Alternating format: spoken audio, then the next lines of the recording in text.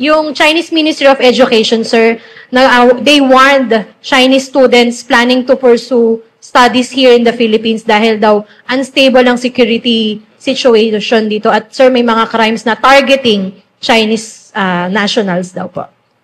Well, we always value and respect the opinions of other people, whether they are in our country or outside of the country, whether they are Philippine nationals or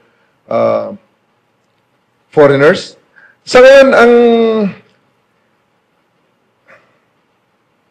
is that from a Chinese authority? Kaya, di ba? Statement.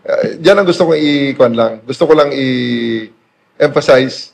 Well, at the end of the day, nakita nyo naman sa ngayon, maraming propaganda, maraming naglalabas ang mga statements designed to shape a narrative.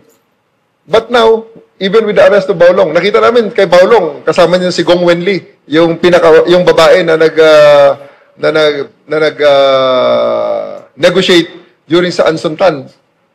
Di ba? So, na-arrestado rin ngayon si Gong Wenli. Kaya, anong nationality nila? Sino ang mga biktima? So, nakikita natin, we respect the opinion of the Chinese official. Pero isang maliwanag dito, nakakita natin sa bansa natin, nag-aaway-away rito, Chinese ang biktima, Chinese ang perpetrator.